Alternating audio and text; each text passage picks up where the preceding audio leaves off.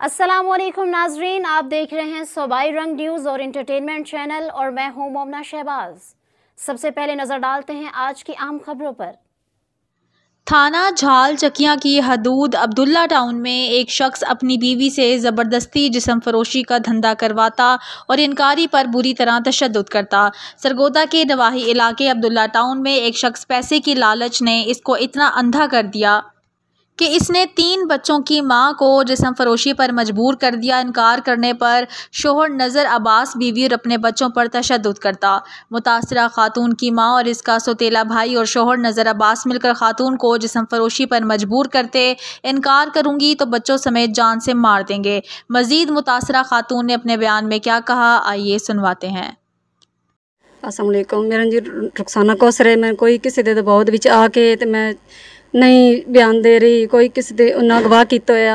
मैं अब्दुल्ला टाउन की रिहायशा ना ते मेरा जड़ा बंदा ज्यादती करता, मेरा ना मतलब जिस्म फरोशी करता रहा, करवांदा भी है, लेकिन 8-10 साल तो बाद जी मैंने तंग कर करके तो उसने जिस्म फरोशी कराई। और जब मैं करना छोड़ दिता, मेरे जड़े पेकियां आए ना उन्होंने मैनू मारिया कुटिया घर आके, तो उन्होंने को नजायज़ जी असला भी है, तो बहा के लैके मैनू रक्शे ते इत्थे भी इन्होंने मन मारिया। हमने माड़ी लाक लैके गए उत्थे भी उन्होंने मारिया और पिस्तौल भी मारिया, ते पिस्तौल दे नाल गोली चलाई। दसो जदों तुसीं जिस्म फरोशी तो इनकार किया अपने बंदे नूं, जी हां, ते ओने उस तो बाद उन्होंने तशद्दुद किया। जी हां, फिर उस तो बाद तुसीं जी इत्थे घर दे विच जी मन मारिया ना, इत्थे मैं डंडे ना मारिया ना जी, मेरे पैरां ते वेख मैंने मारे ना, डंडे ना मारे ना। तलाक तुसीं बंदे को ले लई? जी हां, लई तलाक। अच्छा, तलाक तो बाद ओने फिर उस तो बाद भी तुहाडे नाल तशद्दुद किया? जी हां, बाद दे विच माड़ी लाक उत्थे मैनूं लैके गए मेरे पेके जड़ तुहाडे मकान चों लैके गए ने? जी हां, अब्दुल्ला टाउन दी जी रेशन जी, मैं जी मेरा अपने नाम है।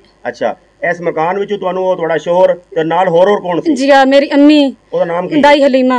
अच्छा, होर कौन? ते मेरी बहन आई, हसन आई, हसन मेरा भरा जी, मतरिया मेरा भरा है। जी हां, ते उम इत्थों मैनूं रक्शे दे विच पा के ते लै गए। मेरा बंदा भी मेरे नाल आई, वो सारे नाल, मेरा मुलेर आई, मतलब सारे आए, मेरे मुलेरियां सारियां आन, गट्टियां सारियां ते मैनूं मार कुट के ते मैनूं उत्थे लै गए। मेरा जेह्ड़ा माड़ी लाक अब्दुर्रहमान दे घर। अच्छा, जी हां, मानी रक्शा चलांदा मेरा भाई, उहदे घर लैके गए।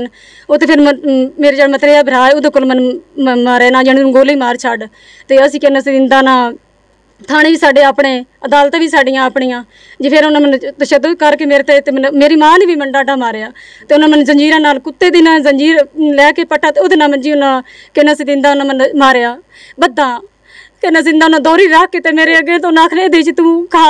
नहीं तुहानू की मजबूर, तुहानू की आखदे हन जी? आखदे मकान भी तो वेच, तन महल्ले वाले सपोर्ट देंदे तू क्यों नहीं धंधा करदी?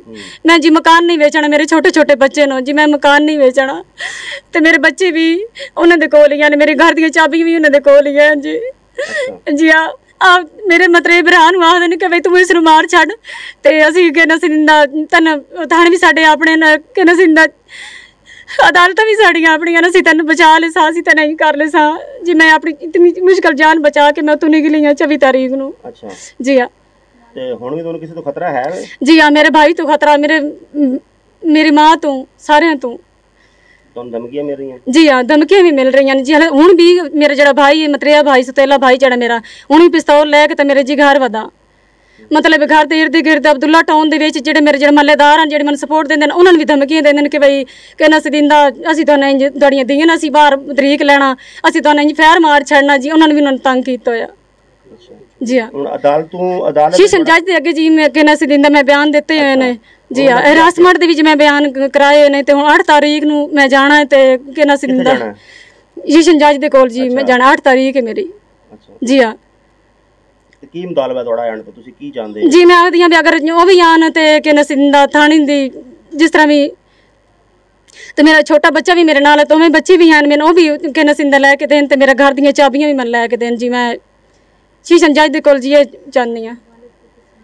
और मैं जी रुखसाना कौसर, मैं एक और बयान दे रही हां। मेरी जी तलाक हुई है, ते मेरे घर आके 2 महीने हो गए ने, मेरे घर आके फिर भी मेरे नाल धमकियां देंदे ने, ते मेरे जेह्ड़े भरा है होर भी मतलब दोस्त नाल आए ने, मेरे जेह्ड़े पिस्टल भी नाल लैके आए ने, ते नाल नजायज़ पिस्टल उन्हां दे कोल आन जी। मैनूं फिर भी धमकियां देंदे ने, ते मैनूं नाल लैके गए ने उत्थे, ते उस वक्त महल्लेदार ने किसी 155 ਤੇ ਫੋਨ ਕੀਤਾ? जी हाँ की ने काल पुलिस आई है? जी को नहीं आई जी। बात चाहिए तो थाने वाले ने भी जी मेरा मुंह बोला भाई है उन्होंने कहना से दिंदा हो गया है तो थाने वाले ने भी जी नहीं उन्होंने गल सुनी।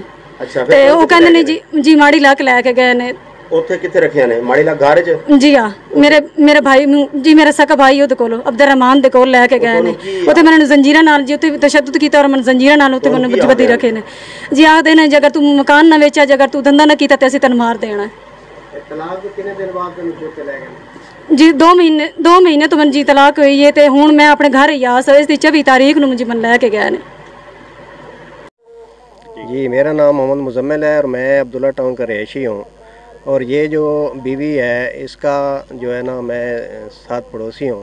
ये इसके तकरीबन कोई 10 शादी के 10 साल बाद इसका शौहर जो है इसे धंधा करवाता था और हम मोहल्ले वाले साहब इसको मना करते थे कि इस पे जुल्म ये ना करो। और ये तंग आकर बीवी बार बार इससे जो है तशद्दुद की वजह से इसने तलाक ली है।